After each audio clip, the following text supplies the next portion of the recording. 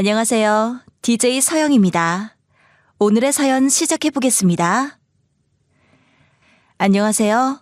송도에 사는 30대 직장인입니다. 결혼한 친구 중에 시댁 때문에 고민하는 경우가 있더라고요. 그런데 저는 아니에요. 시댁하고 인연을 끊은 지 몇 년이 되니 스트레스가 하나도 안 생기는 거 있죠?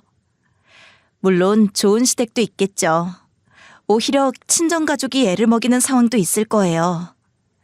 이렇게 남녀가 모여 사는 것도 골치가 아픈데 서로 가정 때문에 고민이 되는 경우가 있잖아요.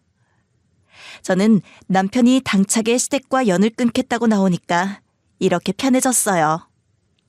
제 이야기를 사연에 올려 다른 분들도 참고하면 좋겠다고 지인이 그러길래 창피하지만 이렇게 말하려고 해요. 부족한 제 이야기 들어주실래요? 저는 남편과 출근길 지하철에서 만났어요. 지하철에서 가방을 두고 내려서 발을 동동 굴렀는데요. 보조 가방 안에 왜 지갑을 넣어놨을까요? 발밑에 두고 그냥 내려버렸어요. 지하철 직원분께 읍소를 하고 나갈까 했는데요. 같은 빌딩 안에서 근무하는 남자를 보게 됐어요. 저도 모르게 그 남자를 붙잡았어요. 그 남자가 바로 남편이었어요. 저기 죄송한데요. 혹시 돈을 빌려주실 수 있으세요? 명함이나 연락처 주시면 제가 계좌로 보내드릴게요. 저도 회사가 삼성동 우주빌딩에 있거든요. 역 개찰구를 나오다가 같은 빌딩으로 출근하던 남편은 저를 보고 처음에는 누군가 하고 쳐다보더라고요. 저는 남편이 가끔 지하철역에서 같은 빌딩으로 들어가던 사람이라 아는 척을 했던 거였어요. 고개를 갸우뚱하던 남편은 아하 하면서 알아보더라고요. 아, 네, 12층 맞죠? 3만 원이면 될까요? 현금이 이것밖에 없으니까요. 더 드려요? 아니에요. 10,000원이나 5,000원만 빌려주고 지금 지하철 요금 내고 나가면 될 것 같아요. 사무실 가면 가서 돈 드릴게요. 남편이 돈을 빌려줘서 일단 출근하고 나중에 가방을 찾았어요. 그 계기로 인연을 쌓다 보니 결혼까지 하게 되었는데요. 솔직히 아무리 같은 빌딩이라고 해도 처음 보는 사람이나 다름없었는데 돈을 빌려주는 등 성격이 좋았어요. 파지를 끌고 가는 할머니도 그대로 지나치지 않고 도와주는 사람이었어요. 그 빌딩에서 나름 1등 신랑감 후보라고 했는데요. 부모가 어떤 일을 하는지는 아무도 모른다고 하더라고요. 그만큼 남편은 주변 사람들에게 인기가 많은 편이었어요. 다정하고 남을 잘 배려하기 때문인데요. 진중하게 연애하는 편이라 여자친구도 쉽게 사귀지 않았대요. 지금까지 들으시고 남편 자랑 아니야? 하실 수 있는데요. 남편 가족 이야기를 들으면 그렇게 생각도 안 하실 수 있을 텐데요. 아무튼 남편이 저와 연애를 결심한 이유는 가방 잃어버렸다고 울먹이던 모습이 꼭 어린애 같다고 생각했대요. 그래서 챙겨주고 싶었다는데 아무튼 남녀 만나는데 이유가 없잖아요. 게다가 우리 집에서도 남편을 좋아했어요. 왜냐면요. 저랑 연애할 때 우연히 부모님과 오빠가 운영하는 식당에 방문한 적이 있었어요. 거기 갔더니 그날따라 손님이 너무 많았어요. 남편이 척척 알아서 식당 일을 도왔는데요. 그 모습에 친정 식구 모두 빠져버렸어요. 베테랑처럼 움직이는데 알고 보니 남편 집안도 식당을 한다는 겁니다. 세상에 이런 우연이 있어? 그래서 이렇게 일을 잘한 거야? 대단하네. 네, 우리 집도 한 식당을 운영하고 있습니다. 온 가족이 함께 일하고 있어요. 아버님 가게는 참 화목해 보여서 좋아요. 그래? 나는 자네가 참 듬직해서 좋은데. 우리 딸하고 오래오래 만났으면 좋겠네. 아예 평생 만나도 좋고. 저녁 9시 이후에는 저희 영업 안 하거든요. 손님 다 나가고 나면 가끔 저희끼리 가볍게 한잔하면서 뒤풀이하는 것이 우리 가족 행사였어요. 그날은 제 남편까지 있으니 아버지가 장식장 깊숙하게 박아둔 약주를 꺼내셨어요. 오빠도 주방일을 끝내고 술자리에 합석했는데요. 그래, 내 동생 덜렁이잖아. 맨날 뭐 하나 잊어버리거든. 그래서 만난다는 남자가 어떤 사람인가 궁금했거든. 근데 자네는 진중하고 차분하고 좋아. 나도. 내가 무슨 덜렁이야. 가방 한번 지하철에 놓고 내렸을 뿐인데. 다들 나보다 이 사람을 더 좋아하는 거 아니야? 엄마까지 과일을 깎아서 남편 앞으로 밀어주었는데요. 온 가족이 남편을 환영하는 분위기가 절정을 이루었어요. 그래, 나도 좋다. 과일도 더 먹고 가요. 오늘 손님 많았는데 고마웠어요. 어찌나 손이 빠르던지 내가 한 수 배웠어요. 말 놓으세요, 어머님. 제가 도움이 돼서 다행이네요. 좋아해 주셔서 감사합니다. 그렇게 온 집안 식구들의 전폭적인 지지를 받은 남편과 저는 잘 만나게 되었어요. 저는 직장은 강남 쪽이지만 집이나 식당은 인천에 있었어요. 남편의 본가와 식당은 경기도 여주에 있다고 했어요. 둘 다 식당을 운영하는 부모 밑에서 서울로 직장에 다닌다는 공통점이 우리를 더 단단하게 만들어 결국 결혼까지 약속하게 되었어요. 그러다 보니 저는 남편의 식구들이 궁금했어요. 남편이 늘 예의가 바르고 다정한 사람이라 시모나 다른 식구들도 다들 비슷하겠지 하고 생각했거든요. 하지만 좀처럼 남편은 자기 이야기를 하지 않았어요. 자기 가족들은 어떤 분이셔? 너무 궁금해. 이야기 좀 해봐. 누나들 두 분 성격은 어때? 어머니는? 겨우 저한테 한 이야기가 시부는 몇 해 전에 돌아가셨고 시모와 손위 신우 두 분이 함께 식당을 운영한다고만 했어요. 성격을 물어봐도 남편은 직접 가서 부딪혀보자고만 했습니다. 남편은 지극히 평범한 사람이다 보니 저는 시댁 식구들도 저희처럼 소박한 식당을 운영하며 사이좋게 지내는 줄 알았거든요. 나중에 그 식당으로 인사를 드리러 갔는데 저는 깜짝 놀라지 않을 수가 없었습니다. 시모가 운영하는 식당은 단독 건물 3층짜리 식당이었습니다. 그 지역에서 꽤 알려진 식당이었고 직원 수만 해도 서빙하는 사람들만 15명이고 각각의 직원 수를 더하면 30명 이상이 되는 중소기업 같은 곳이었어요. 넓은 주차장을 가득 메운 자동차들까지 이곳이 말로만 듣던 대박 식당이구나 싶었어요. 식당이 이렇게 커? 왜 말을 안 했어? 이건 식당이 아니라 기업이네, 중소기업. 규모만 큰 거야. 요새 남는 것도 없대. 물가가 워낙 비싸잖아. 엄마가 다 알아서 하는 거니까 난 잘 몰라. 이렇게 남편이 겸손을 떨었어요. 하여간 저도 속물이라서 그런 걸까요? 식당이 크니 괜히 기분이 좋아지더라고요. 거기에 세련되게 생긴 시모와 후덕한 신우 두 분이 저를 반갑게 맞아주셨죠. 특히 시모는 제가 마음에 드시는지 손을 꼭 잡고 식당 이곳저곳을 소개해 주셨죠. 오진이가 말했을지 모르겠지만 우리 식당 꽤 오래됐어요. 우리 친정에서 시작한 지 70년 이상 된 식당이에요. 물론 초창기 때 하던 곳이 여기가 아니지만. 네, 어머니 진짜 대단하세요. 저희 부모님도 식당에서 아는데 정말 힘든 일이더라고요. 손도 많이 가고 맛이 달라져도 손님들 다 떨어져 가고요. 오진이한테 들었어요. 며느리들 집도 식당 하신다고. 그거 하나 좋네요. 시모의 말이 떨어지자 직원들이 일사불란하게 제가 있는 방으로 들어와 식탁을 차려냈어요. 불고기부터 조기에 반찬이 수십 가지 나오고 돌솥에 밥까지 가져오더라고요. 반찬 한두 가지랑 소박한 청국장이나 순두부, 김치찌개를 파는 우리 집과는 차원이 달랐거든요. 어머니 말 편히 하세요. 저희 아버지도 오진 씨가 식당 일 너무 잘해서 깜짝 놀라셨어요. 이렇게 큰 식당이라서 잘 알았나 봐요. 그 말에 시모의 표정이 싹 달라졌어요. 저는 실수라도 했나 갑자기 긴장이 되더라고요. 우리 아들이 벌써 가서 도와줬어? 우리 식당에 한 번 오라고 해도 안 오더니만. 아니요, 저희도 한 번이었어요. 저 데려다 준다고 왔다가 손님이 많아서요. 그래?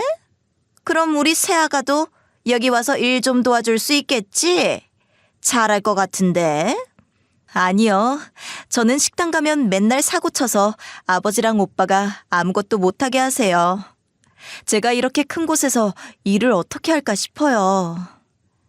시모는 활짝 웃으면서 말했지만 그걸 보는 신우들은 표정이 없었어요.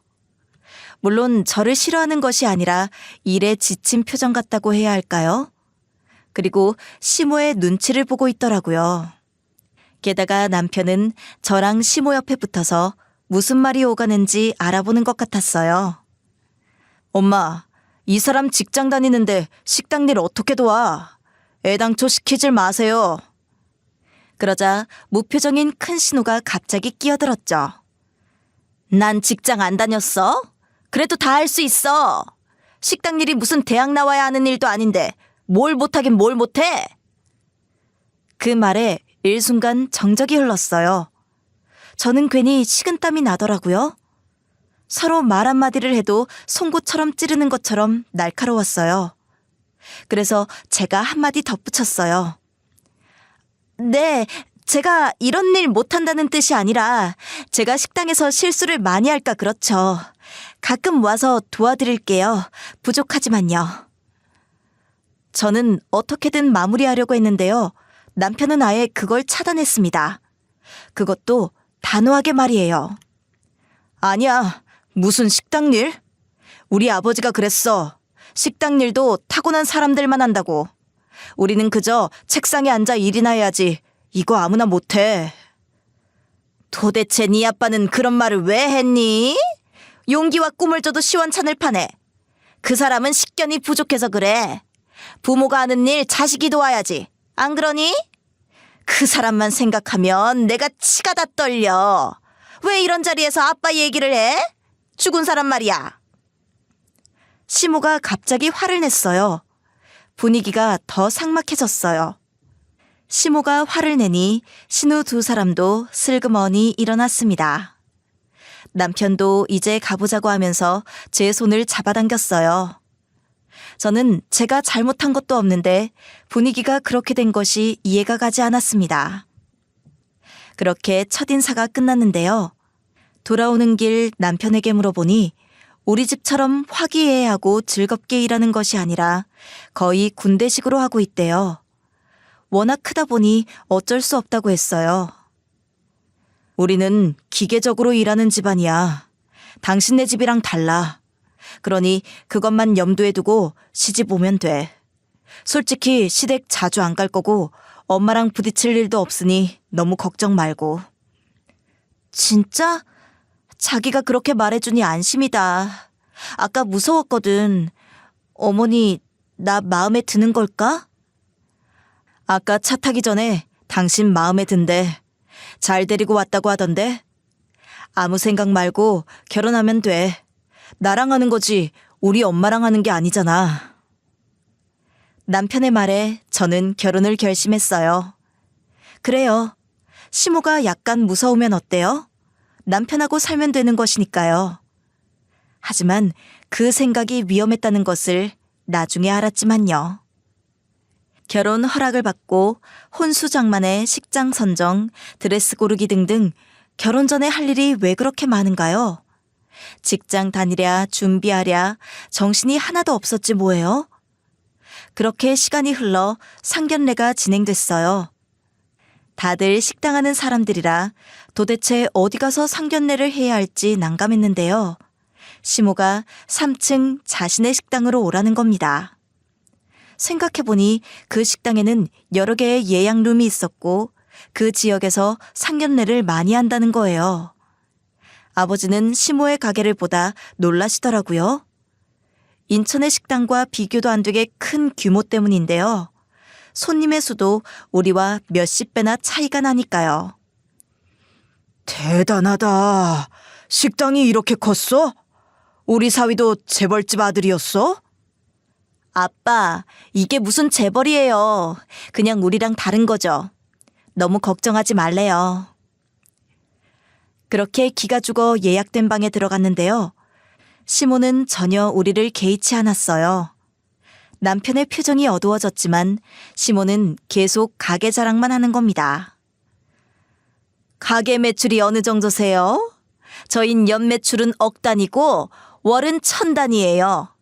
그 정도 하는데 경기도에서 드물거려. 우리 식당이 친정엄마께서 물려주셨지만 그걸 유지하기 정말 어려웠어요. 시모는 계속 돈 자랑이 시작되었어요. 상견례 내내 가게의 매출 현황을 들었는데요. 시모는 남편과 저의 결혼보다는 식당 홍보가 더 중요한 사람 같았어요. 손님 많이 초대할 일 있으면 여주로 오라는 거였어요. 엄마와 오빠 그리고 아빠의 어이없는 표정이 보이더라고요. 그때 남편이 시모의 말을 가로막았어요. 어머니, 가게 자랑 그만하세요. 아버님 식당도 반찬도 맛있고 손님들이 좋아하더라고요. 가족 같은 아기자기한 분위기라서 저는 그게 더 좋더라고요. 내가 무슨 자랑을 해? 사실을 말한 건데. 그리고 아기자기해서 언제 돈을 버니? 시모가 살짝 남편에게 면박을 주자 아빠가 얼른 말을 이어나갔어요. 네, 그럼요. 저희는 식당으로 큰 돈 벌 욕심은 없어요. 저희는 재미있게 하려고 규모가 작습니다. 제가 은퇴하고 아내랑 할 일을 찾다가 시작한 거라 아들놈도 조리 자격증이 있고요. 그 전에는 가족끼리 화기애애하게 하는 걸로 만족합니다. 아빠가 그렇게 웃으시니 다들 함께 하하하 웃게 되었는데요. 저는 자연스럽게 신혼여행으로 화제를 돌리려고 했는데요. 하지만 시모는 아니었습니다. 세상에, 식당이 얼마나 힘든데 무조건 이익을 남겨야죠. 누가 식당을 취미로 합니까? 아니, 아버님 말씀은 그게 아니고요. 우리 식당이랑 규모가 다르다는 걸 말씀하신 거예요. 그러니까 식당이 얼마나 힘든데 재미있게 일하는 게 말이 되니? 우리는 똥줄이 타는데? 시모의 말에 상견례 분위기가 싸해졌습니다. 아무도 수저를 들고 밥을 먹는 사람이 없었습니다. 어머니, 저희 신혼여행 가는데 어딘 줄 아세요? 이번에 파리로 시작해서 마드리드로 갔다 올 예정이거든요. 네, 신혼여행 거기로 정했어요. 어머니, 우리 그런 이야기예요. 다들 식당 일로 지쳤는데 말이에요. 남편은 이미 제 마음을 아는지 신혼여행 이야기를 슬슬 꺼내기 시작했어요. 하지만 시모는 콧방귀를 뀌듯 자기 할 말을 다 했어요. 사돈, 한 말씀만 드릴게요. 저는 식당을 친정엄마한테 물려받았다고 편한 적이 한 번도 없었습니다. 치열하고 냉혹하게 장사했죠. 자식들도 직원이랑 차별한 적도 없습니다. 다 같이 일하고 같은 걸 먹고 누군 자식 새끼 따뜻한 방에 놀게 하고 싶죠. 하지만 식당 일이 즐겁게만 할 수 있나요? 하고 시모가 발끈하며 소리를 높여 말했어요. 누가 들으면 싸우자고 하는 줄 알 정도였다니까요. 네, 그럼요. 다 맞는 말씀이세요. 저희야 식당 한 지 몇 년도 되지 않았어요. 사돈이 많이 알려주십시오. 그 말에 시모는 그제야 고개를 끄덕였어요. 아빠가 시모 가게 최고, 시모 최고 이런 식으로 말을 계속하니 다시 분위기가 좋아졌는데요. 남편이랑 저랑 겨우 안심했어요. 남편의 이마에 땀이 맺혀 있더라고요. 식사가 거의 끝날 무렵 갑자기 시모가 수저를 딱 내려놓는 게 아니겠어요?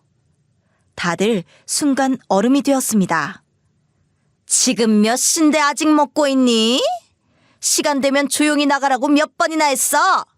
큰애 너 말이야 너. 큰애야, 너 당장 가라. 예약 손님 25명 온다고 했어. 얼른. 큰 신우는 순간 얼어서 알았다고 고개를 끄덕이고 밥을 허겁지겁 먹기 시작했어요. 그때는 그렇게 먹는 것이 소중하신 분이구나 싶었는데요. 나중에는 밥을 먹을 시간이 없어서 그런 행동이었습니다. 시모가 어찌나 사납게 소리를 지르던지 나머지 사람들은 식사가 안 될 상황이었죠. 다들 어리둥절한 표정을 지으며 가만히 앉아 있었는데요. 시모는 주변에 아랑곳 없이 또 소리를 질러댔어요. 얼른 일어나! 게을러서 원. 너 진짜 직원이면 해고였어.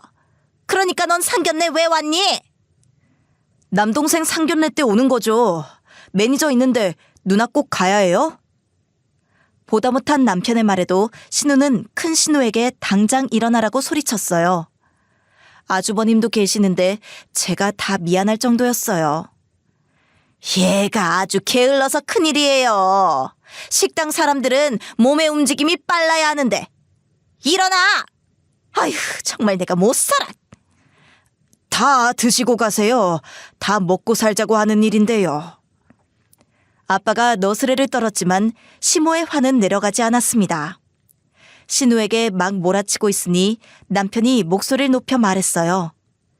그러니까요. 엄마, 제발 그러지 마세요. 장인어른하고 장모님하고 다 불편하시잖아요. 연 매출 1억 벌려면 이렇게 공과 사를 구분해야 합니다. 얼른 가! 시모는 신우를 끌어내서 밖으로 내보냈습니다. 시모의 행동에 우리 가족들은 깜짝 놀랐어요. 얼마나 매몰차게 구는지요. 하지만 시모는 자기 가족들을 무슨 수행비서나 직원인 줄 아는 것 같았어요. 집으로 돌아오는 길, 부모님은 남편이 마음에 들지 않았으면 이 결혼 말라고 할 뻔했다고 해요. 상견례가 끝나 우리 가게로 찾아온 남편은 아까 일을 죄송하다고 우리 가족에게 사과까지 했을 정도였어요. 죄송해요. 불편하셨죠? 저희 어머니가 가게 일에 열정적이라. 하지만 저 가연이는 식당에서 일 못하게 할 테니 아무 걱정하지 마세요. 다행히 결혼 전에는 아무 문제가 없어 잘 진행되었고 기대했던 신혼여행도 좋았어요. 직장 생활이 힘에 부치지만 남편하고 사이가 좋으니 다 넘어갈 수 있는 문제였어요. 몇 달이 지나고 나니 시모가 서서히 본색을 드러내기 시작했어요. 상견례에서 신우에게 하던 행동을 저한테 했어요. 6시 퇴근 후 전철을 타고 집으로 가고 있을 때 갑자기 전화가 오는 겁니다. 시모한테서요. 퇴근했지? 오늘 단체 손님이 오기로 했는데 직원들 손이 모자라니까 네가 좀 와야겠다. 당장 오너라. 어머니, 저 오늘 못 가요. 여기 삼성동인데 여주까지 언제 가요? 너 아주 예의가 없구나. 시모가 오라고 하면 와야지. 어디서 토를 달아? 제가 그렇게 말하니 시모는 오면 오는 거지 못 오는 게 어디 있냐며 화를 내고 전화를 끊더라고요. 남편에게 이야기하려다 이 정도는 제가 해결할 수 있다고 생각했어요. 다음에는 전화가 오면 안 간다고 정확히 말씀을 드려야지 싶었어요. 화를 내니 저는 얼마나 황당한지요. 그게 다가 아니에요. 며칠 후에는 반차나 월차를 내라는 겁니다. 오늘 반차 안 냈니? 언제 오니? 넌 우리 가게 언제 올 거야? 너 할 일이 있는데 내가 이렇게 전화했으면 한 번은 와야 하는 거 아니니? 시모가 이렇게 부탁하는데 한 번도 들어주지 않는 못된 며느리로 만들어버리는 시모는 이제 아침마다 전화했어요. 와서 당장 일하라고 하는데요. 보다 못한 남편이 전화를 뺏고는 시모에게 화를 냈어요. 엄마, 바빠서 못 간다는데 왜 그래요? 아니, 전업주부라도 갈까 말까인데 무슨 직장 끝나고 간다는 게 말이 됩니까? 시모가 오라고 하면 오는 거지. 무슨 소리가 이렇게 많아? 이래가지고 식당 맡아서 하겠어? 엄마, 우리가 언제 식당 한다고 했어요? 제발 좀 내버려 두세요. 다신 그러지 마세요. 남편의 말은 먹히는지 그 후에는 연락이 없다가 이번에는 주말에는 꼭 오라고 매일 성화였어요. 평일에는 바쁘면 주말에 내려오라는데 못 간다는 것도 한두 번이죠. 남편은 안 가도 된다고 하지만 며느리가 되니 무조건 거부만은 답이 아니더라고요. 그래서 주말에 찾아가 제 사정을 이야기하려고 했어요. 게다가 임신도 준비해야 하는데 제가 체력이 약한 편이라 쉬지 않으면 생리불순이 오기도 했어요. 어머니, 하도 오라고 해서 주말이지만 오긴 왔는데요. 요새 몸이 안 좋아서요. 그리고 다음에는 오기 힘들 수가 있어요. 예, 하기도 전에 힘들다고 하니? 식당 일이 거기서 거기지. 할 수 있으니까 신우 따라가 봐. 저는 간단한 정리를 시킬 줄 알았지만 시모는 저를 고용된 직원 부리듯 하더라고요. 손님은 쏟아져 들어오죠. 저도 정신이 없어 설거지부터 식당 서빙에 채소 손질까지 하다 보니 밤이 되었어요. 아침에 와서 밤까지 허리 한번 펴보지 못했는데요. 결국 코피까지 쏟고 자리에 주저앉고 말았어요. 어머니, 저 이제 못 올 것 같아요. 코피가 나더라고요. 제가 빈혈이 있어서 죄송해요. 밤이 되자 겨우 쉬게 되었는데요. 정말 다리에 힘이 하나도 없더라고요.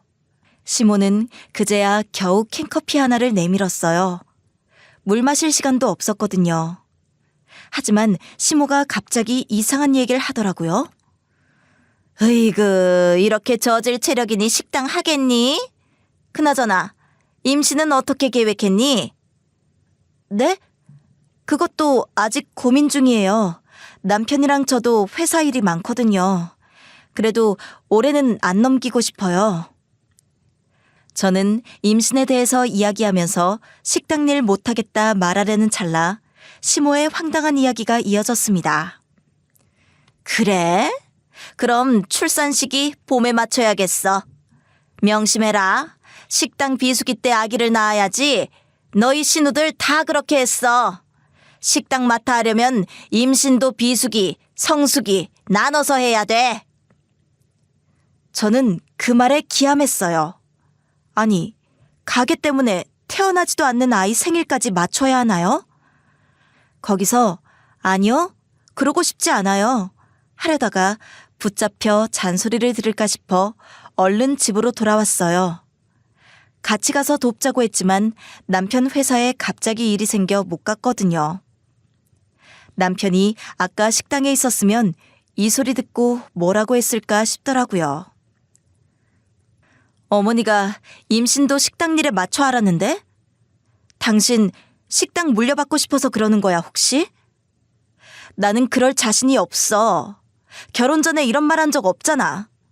당신도 식당 하고 싶어? 오늘 코피 났다며 누나가 말해줬어. 그러니 가지 말자고 했잖아. 당신 이제 엄마한테 할 말 다 해도 돼.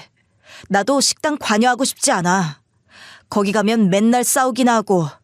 이번엔 내가 알아서 할게. 얼른 쉬어. 당장 집으로 돌아가 남편에게 심각하게 말했죠. 그렇게는 살고 싶지 않았거든요. 남편과 저 직업이 있는데 왜 그러시는지 모르겠어요. 남편은 다음날 여주로 내려가 시모를 만났어요. 저는 뭔가 해결할 수 있나 싶었는데요. 자기야, 가서 뭐라고 했어? 어머님이 알았다고 하셔? 응? 이야기해봐. 다신 자기 부르지 말라고 했어. 임신도 우리 직장 스케줄에 맞춰 한다고 했으니 이제 그 얘기는 안 하실 거야. 하지만 긁어부스럼을 만든 것이 아닌지 모를 일이었어요. 왜냐면 며칠 후 밤늦게 시모가 우리 집에 찾아왔어요. 남편은 야근이라 늦는다고 했는데 저는 어머니가 두려웠습니다. 뭐라고 해서 제 심사를 틀어놓으려고요. 아가, 너 우리 식당 물려받을 생각 없는 거니? 요새 애들은 야망이 없어, 야망이. 내가 너였으면 이참에 직장도 관두고 식당으로 나오겠다. 난 우리 식당 며느리한테 물려줄 생각이야. 네?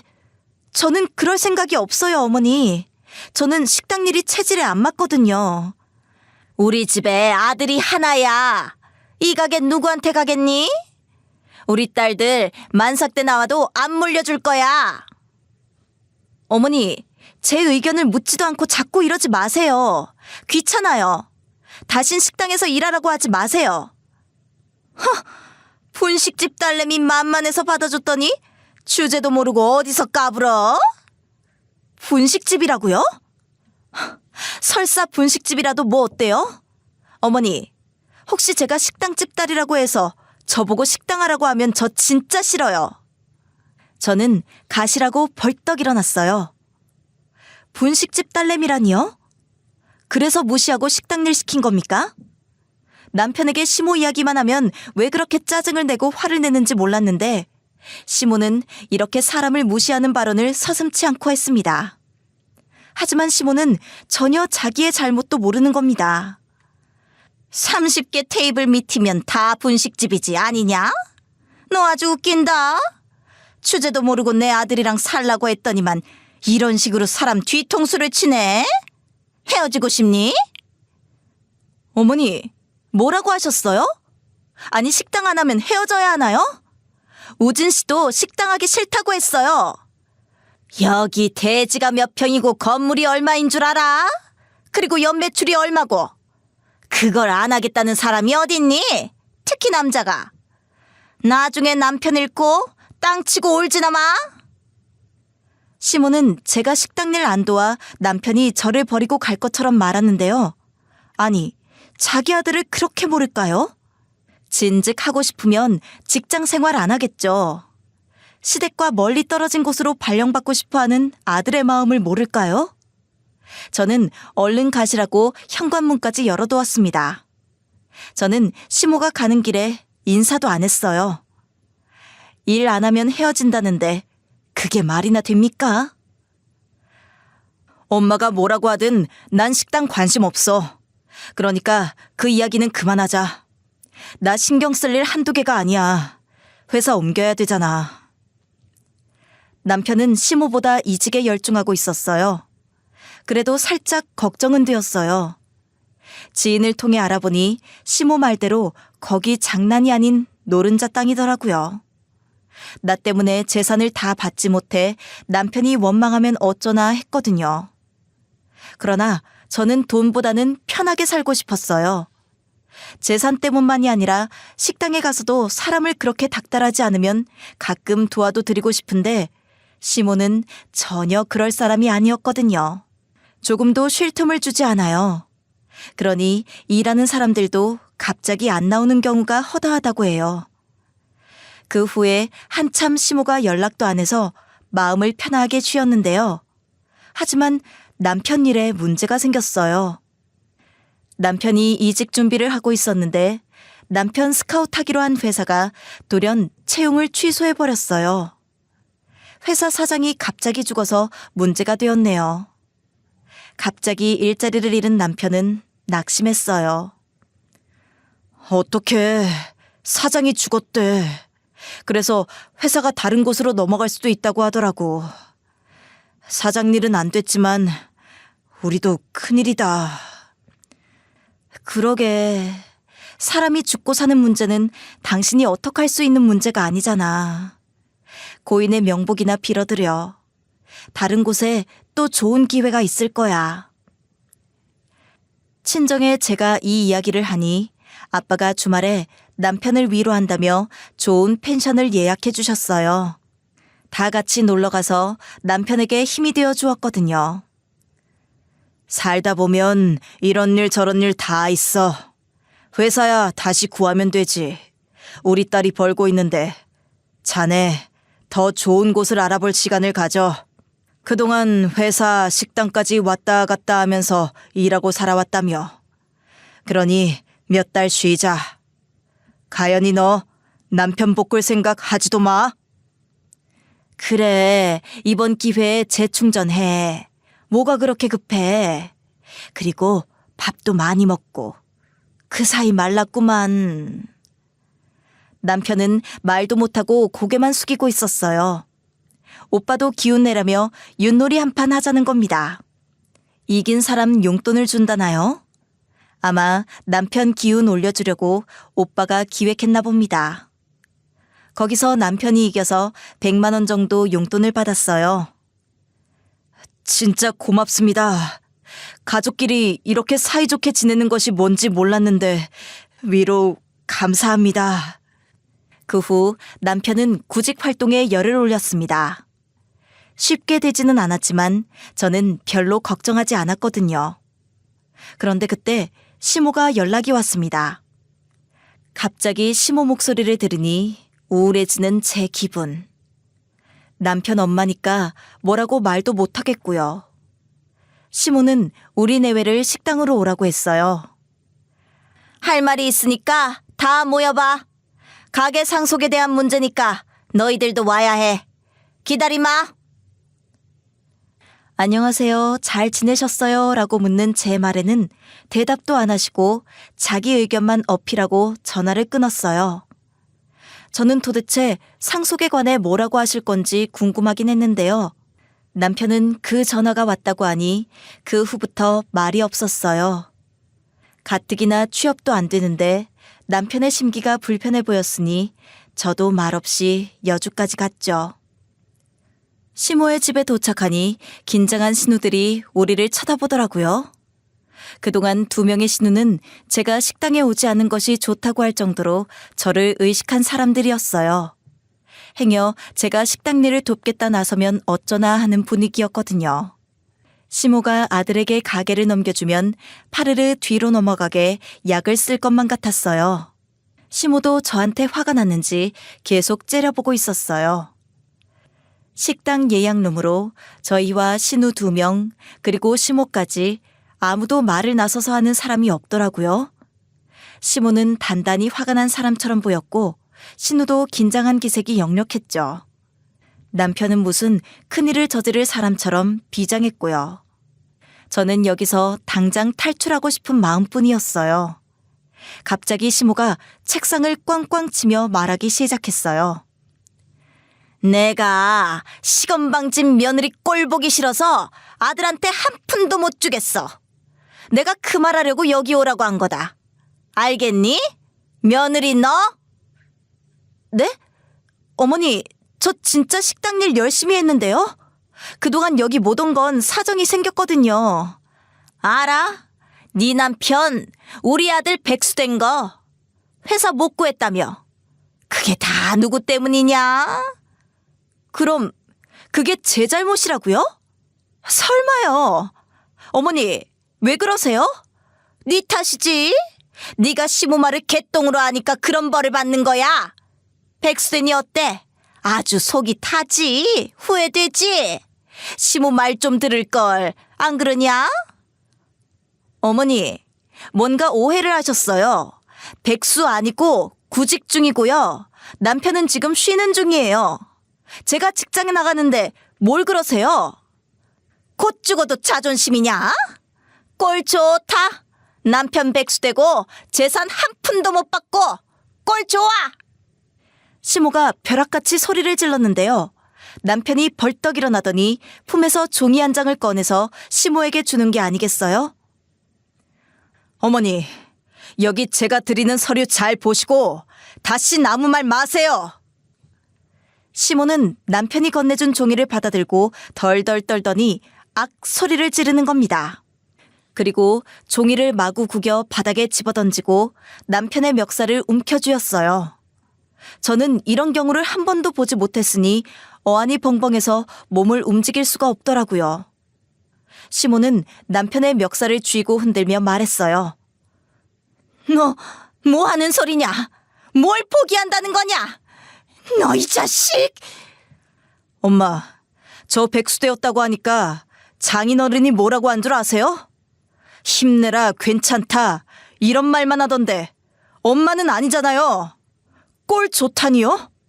무슨 말이에요? 맨날 그깟 상속으로 저를 괴롭히지 마세요. 이게 가족이에요? 그때 큰 신우가 바닥에 던져진 종이를 펼쳐서 읽고는 오히려 남편에게 소리치는 겁니다. 너 뭐야? 상속 안 받겠다고 협박하는 거야? 이제는 협박까지 하냐? 아들이라고 엄마가 오냐 오냐 하니까 이래도 된다고 하는 거야? 냅둬, 안 받겠다잖아. 쟤는 우리만 속물이라고 생각해. 자긴 재산 따위 관심도 없다고 해놓고 어디서 식당집 딸 데리고 왔잖아. 누나, 일부러 내가 식당 하는 사람 아내로 맞이했다고? 내가 왜? 미쳤어? 이 식당 나 절대로 하기 싫어. 뭐가 싫어? 이 식당으로 너 공부시켜 대학 보내 다 했는데 왜 싫어? 나쁜 놈아, 배은망덕한 놈아! 네, 전 배은망덕한 거 맞아요. 그러니 저 포기하세요. 아내도 괴롭히지 말고요. 식당 하시는 것도 결혼 결심하고 알았어요. 시끄러워. 데리고 오면 뭐래? 난 또 식당에 관심 있는 줄 알고 얼마나 좋아했는데. 알고 보니 저건 아주 몹쓸 년이야. 손목도 얇아서 일 하나 제대로 하는 게 없어. 남편은 멱살 잡힌 시모의 팔을 뿌리치며 더 크게 소리를 쳤어요. 무슨 며느리를 일꾼으로 생각해? 아니, 도대체 엄마는 나를 뭘로 아는 거야? 내가 식당 주인하고 싶대? 우린 여기 식당에 관심이 없어. 상속 포기하니까 다신 연락도 전화하지 마세요.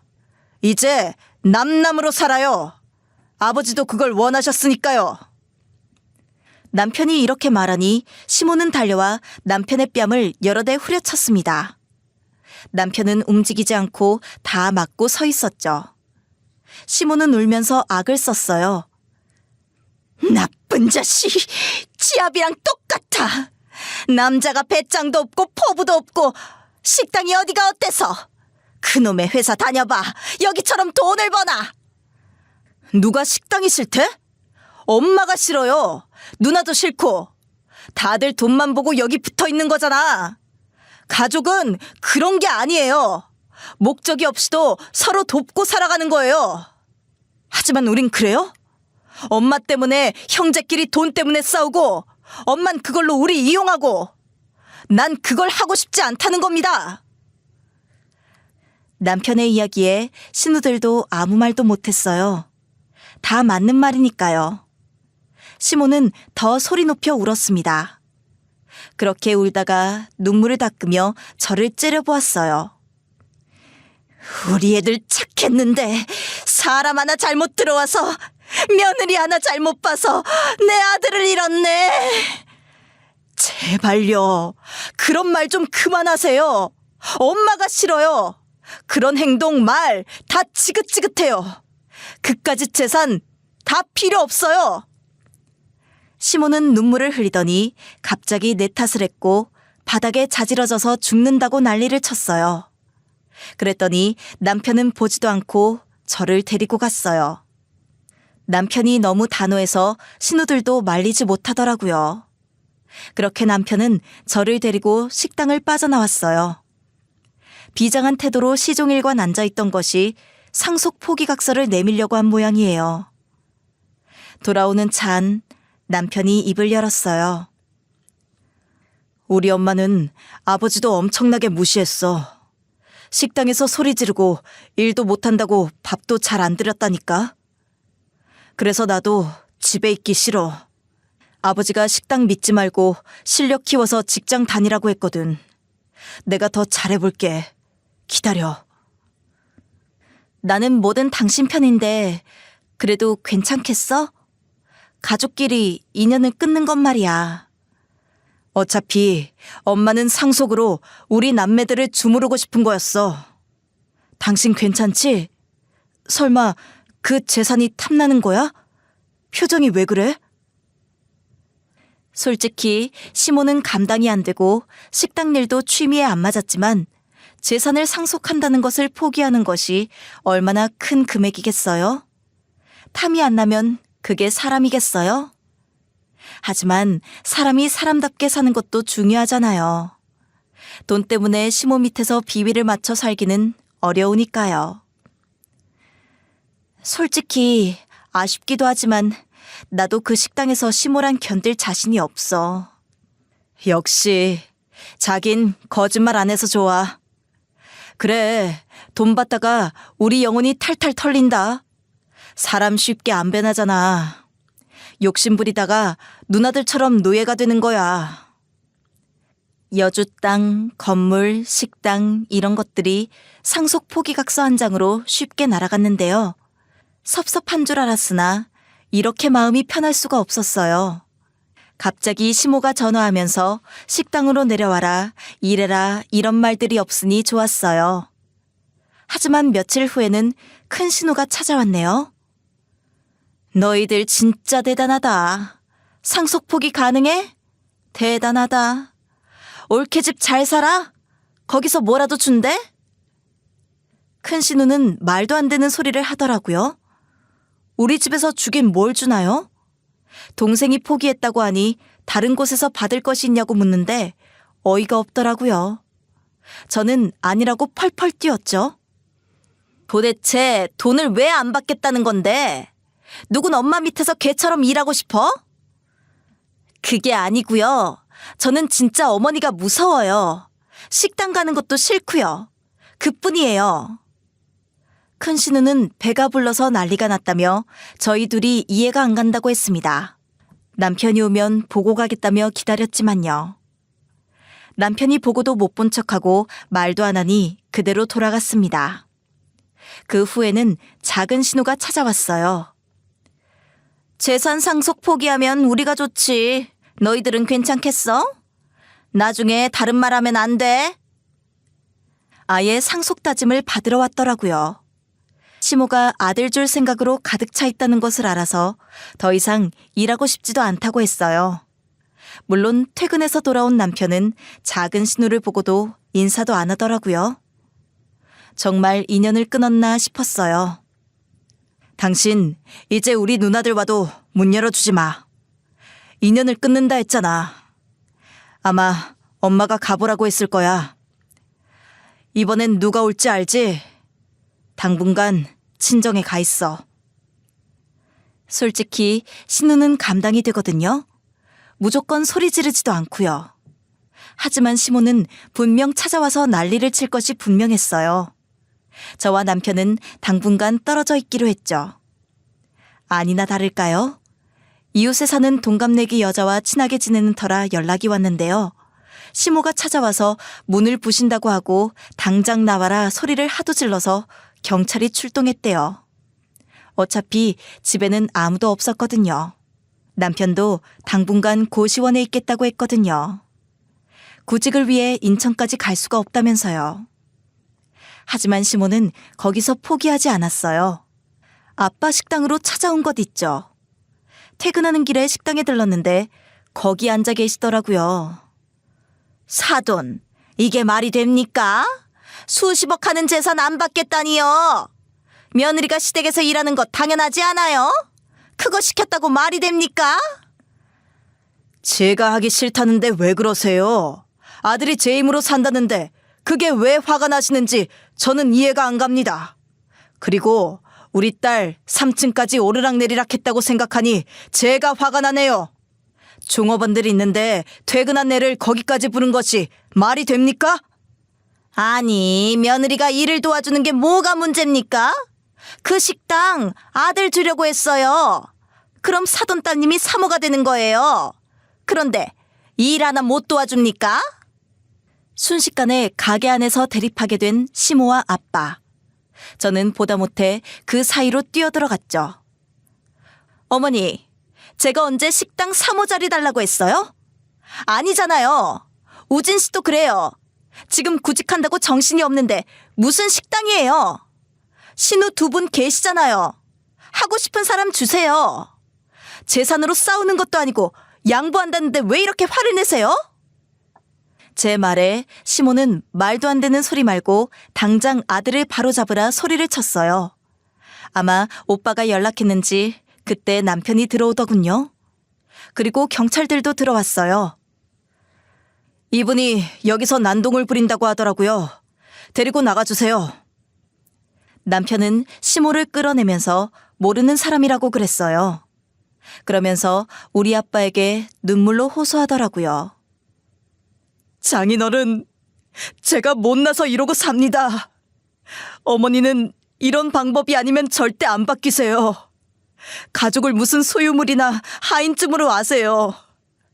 거기 있다가 우리 집사람뿐 아니라 저도 망가질까봐 상속 포기했습니다. 오늘 일 너그럽게 이해해 주세요. 시모는 경찰서에 이끌려 나가면서 끝까지 소리쳤어요. 너 진짜 이러기야? 너 정말 이럴 순 없어. 나중에 반드시 후회하고 피눈물 흘리는 날 있을 거다. 내 돈 한 푼도 너 안 줄 거야! 아빠와 엄마 그리고 오빠는 시모가 악다구니 치는 걸 보고 깜짝 놀랐다고 했어요. 남편이 이렇게 관계를 끝내지 않았다면 저를 당장 데리고 나왔을 거라고요. 그 일이 있고 난 뒤부터는 아무도 남편에게 시댁 이야기를 묻지 않았어요. 계절이 몇 번 바뀌고 난 후에 남편은 다시 취업에 성공했어요. 그동안 얼마나 마음을 졸였는지요. 남편은 자기가 할 도리를 못한다고 생각하며 이곳저곳 할 수 있는 일을 찾았는데요. 요즘 취업이 쉽지도 않으니 나름의 걱정이 많았을 텐데요. 전에 다니던 회사의 지인들이 도움이 컸나 봅니다.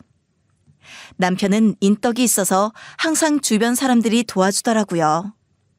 아빠는 축하 파티라도 해준다고 식당으로 불러 장어까지 구워주며 응원했어요. 그동안 힘든 점 모두 털어버리고 이제 새 출발하고 잘 살아. 알겠지? 감사합니다, 아버님. 진짜 아버님, 어머님, 형님 아니었으면 너무 힘들었을 거예요. 그리고 우리 집사람 김가현, 고맙고 사랑해. 저는 얼굴이 빨개져 버렸어요. 무슨 가족 앞에서 사랑 고백을 해요? 하지만 남편이 행복해하는 표정을 보고 안심했어요. 시댁과 인연을 끊었다는 것이 내심 마음에 걸렸지만 남편이 이렇게 좋아하는데 잘된 일이라고 생각했죠. 하지만 시댁은 나쁜 소식이 들렸죠. 유일한 아들이 상속 포기 선언을 해버리자 신우 둘이 충격을 받은 듯 가게에 나오지 않게 되었어요. 시모의 속마음이 들켜버린 탓이었어요. 신우들이 아무리 열심히 해도 아들한테 식당이 그대로 증여될 판이었거든요. 가게가 망해간다고 신우들을 아무리 불러도 오지 않고 시모는 좌절했다고 해요. 아들이 던진 화살이 시발점이 되어 딸들도 이제 엄마 곁을 떠난 것이었어요. 시모는 끝까지 붙잡고 있다가 억지로 빚내서 리모델링까지 했는데 가게가 너무 바뀌어서 오래된 단골까지 끊겨버렸어요. 게다가 종업원들도 시모를 무서워하는데 그동안 신우들이 잘 다독여서 끌고 온 모양이더라고요. 신우들이 사라지면서 종업원들도 하나 둘 그만두고 말았대요. 안 되는 가게 붙잡고 끝까지 포기 못하는 시모. 그리고 가게를 팔아버리라고 시모에게 악을 쓰는 두 딸. 저는 남편에게 걱정되지 않냐고 물어봤어요. 누나들도 엄마랑 성격이 똑같아. 세 사람이 알아서 하게 두자. 우린 신경 끊고 성실히 직장 다니면 돼. 저는 남편 말에 안심하고 이제 시댁 일을 묻지 않고 있었어요. 아무튼 그렇게 돈 있다고 자신을 종부리듯 하던 시모는 혼자 남겨지신 모양이에요. 아마 지금도 시모는 제가 아들을 꼬여냈다고 믿고 있겠죠? 시댁 가게가 3층짜리라 솔직히 혹하긴 했지만 남편 덕에 쓸데없는 욕심 안 부린 게 다행인 것 같아요. 괜히 그 상속 싸움에 끼었다간 제 영혼과 몸이 탈탈 털렸을 겁니다. 세상에 공짜는 없다고 하지만 시모는 해도 해도 너무했거든요. 신우들은 그동안 밀린 잠도 자고 여행도 다닌다고 해요. 시모만 혼자 동동거리고 있을 텐데요. 자식한테도 심적 피해를 주면 그건 좋은 일이 아닌 것 같아요. 돈만 주면 뭐든지 하겠다고 하는 생각도 위험하고요. 이제 누구의 간섭도 없이 편하게 제 삶을 영위할 수 있을 것 같아요. 지금까지 제 이야기를 들어주셔서 감사해요.